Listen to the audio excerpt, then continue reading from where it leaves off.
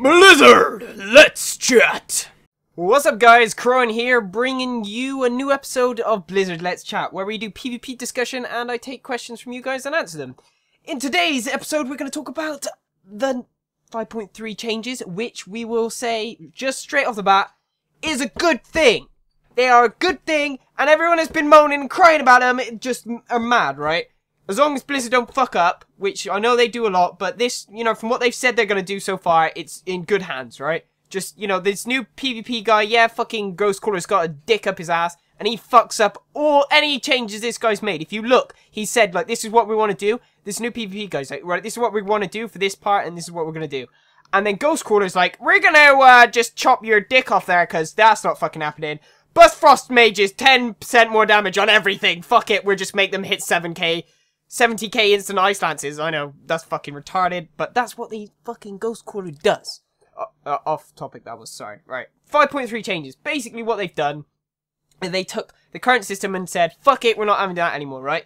We're going to give base 65% resilience. And most people run above 65% resilience, but you can still gem it. They're taking it off pretty much all gear. And then you're still going to gem it though. So you're going to put it in all your gems and everything. It's going to be a good time.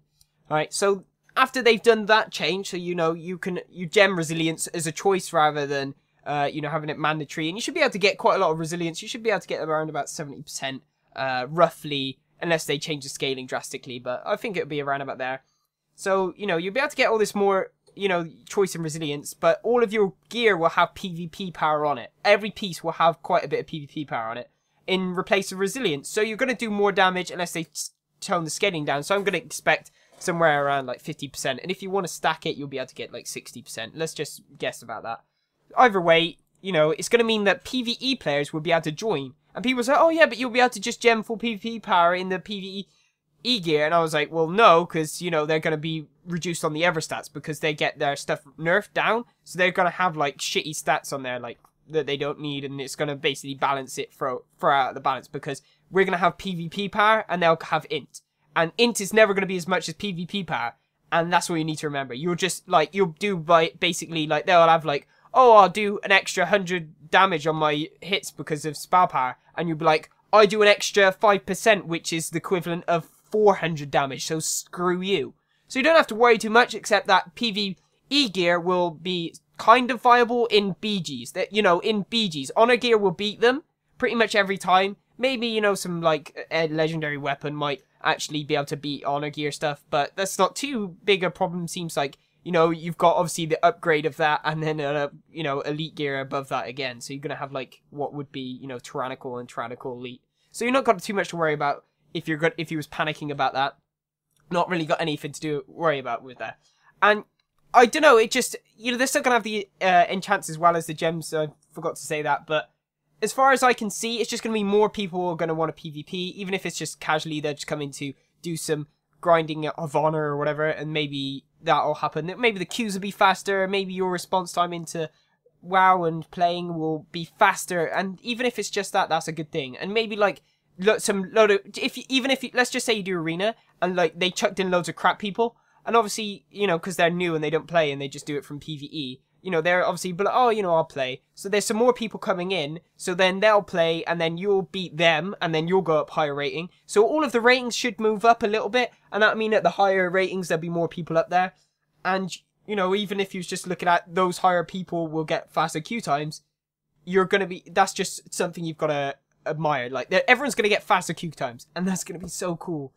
And, I don't know, like, some of the stuff they've added and changed around are, let's just say slightly, you know, might be a bit dodgy. Like, they, you know, maybe they won't, the increase in stuff will mean that healing gear is going to be better because, you know, PvP power isn't so good. But they said they're going to increase the amount of, they're going to buff the PvP power ratios on the healers and nerf the battle fatigue so that it's better to take the PvP gear over the PvE gear, if anyone was wondering about that, because otherwise it would probably mean that PvE gear is better.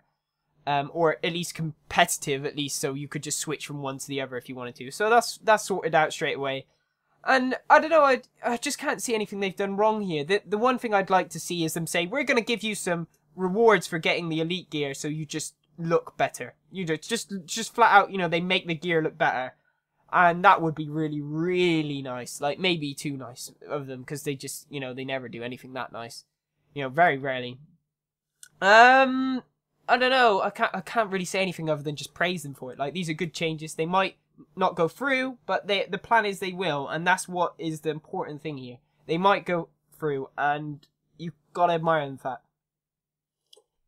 And on to today's question for today.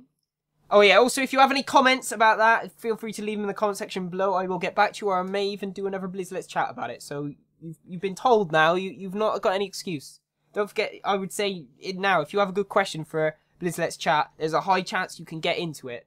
Like, I tend to get some questions that are really awkward and not really worth it. So if you've got a good question, you say it, and then I will chuck it in there. And today's question comes from a guy called Christers Kruka. And he says, have you faced Mistweaver monks in arena? Killing one must be hard as hell. And he's kind of right in a way, but only if you are stupid. Because here's the thing about Mistweaver monks. They might have great mobility, and they might basically be immune to stuns. Like, we're just gonna, you know, you miss like a ton of damage off the stuns, and you have to wait, so it's kind of a waste of time to do it. But killing them in a blanket silence is probably the easiest class to do it on. Like, seriously, you might be like, oh no, it's not, it'll be fine, it'll be fine. No. Seriously, like, they have no way other than Trinket to get out of CC, and yeah, they can use their, they have a T, basically, that allows, it's called Thunder Focus T, and it allows them to be immune to silence if they use it, but they can't use it during, so it just, you know, they have to use it preemptively. Because it won't let, they can't use it to get themselves out of the silence. It, like, because they're silent, so they can't use it. I don't know why you can't drink tea while you're silenced, like, but whatever, it doesn't matter. Blizz logic. So basically, what you do, here's how to kill a Mistweaver in the easy mode, right? What you do is you root them, and then you pop all your cooldowns, you don't stun, and you just smash them, right? And you'll be like, oh yeah, well, they just run away, right? You save your running to them mechanics for that moment. And you'll be fine. Like, literally, as a monk, as a Windwalker monk, it's, like, easy as hell, because you have one extra than what they have. Like, 100% you have one extra, because you have Flying Serpent Kick, you've got 2 rolls, and Tiger's Lust, and they have 2 rolls and Tiger's Lust. And obviously they have Port, but, like, you're meant to be going to them to attack them, you're not meant to be waiting.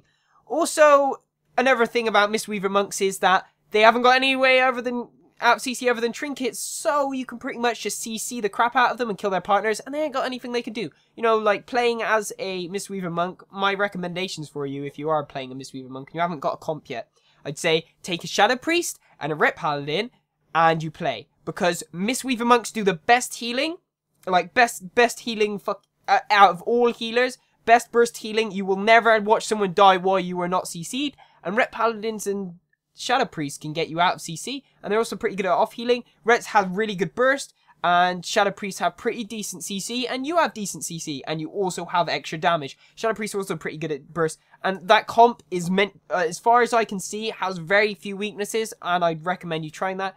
And other Mistweaver monk comps, I'd say, is probably Destrolock and an Ellie Shaman, and you might be like, oh, why would you do that? Well, you know, Destrolock can take an imp if he wants to, if there's going to be a comp that, like, you're struggling on CC, getting rid of CC, and you also have Tremor Totem, so you're fine on that, and you also have Grounding, which is pretty good too. And you also have, like, Insane Burst, and you have a lot of AoE CC, so you have AoE Fear, AoE Stun, you know, you have these things that are built in, you know, and it works really, really well. Also AoE Root, but that's not really as good. And there you go. So, you know, I'd say they're strong, but only if you don't know how to play them. If you're a warrior, it's horrible because you can't charge them because you will stun them, and then your damage won't go through when you reach them, which is really funny. And there's so many shit warriors in the game that is always happening because they just come off Flavor of the Month, so there's always going to be still loads around left around. Right now, I'd say Flavor of the Month is probably Rogues, and it was Windwalkers a little bit, but then as soon as they did the nerf, they got rid of it, so don't know about that anymore.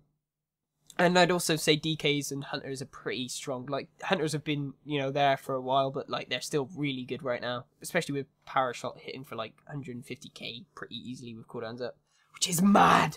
Mad, mad, mad. Seems you can't interrupt it. You can only disarm it.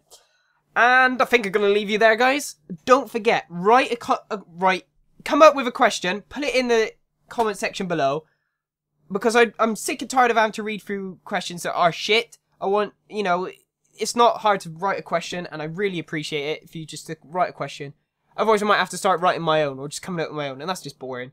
You know, because it's just going to end up being about something that I care more about than what you guys do. So I'd say write a question, and I won't be, you know, it'll be nicer for me. It just feel nicer on my end that I have questions to. I have the luxury of picking through quite a lot of questions rather than one, maybe two. This one was just from a comment off a different video, just so you know. It wasn't off like a Blizzard Let's Chat video. It's, you know, and people are very rarely using CroneMail@gmail.com. Like, I don't know why. Like, it seems, you know, CroneMail, right? Write this down now. CroneMail@gmail.com and send a question. Anything you want to do with WoW, PvP, Blizzards, what you think about these changes, you could even just send that and I will talk about it. I'll just discuss, and it'll be, you know, like me and you are having a conversation. It'd be take a while to reply and stuff. It's like you're sending a letter to your nan that doesn't know what a phone is anymore. But it'd be like that, and, you know, so it'd take a while, but I will get back to you, so, you know. And I think I'll leave you there. Don't forget, the like goal for this video is 25. It should be on the screen, or it should have been. And I'd really appreciate if you just liked. I'm aiming to get 25 likes on every video, and then when I start to get that as a staple, I'm going to push it up. But I think that's a fair goal for most videos right now. And I will see you guys again soon. Goodbye!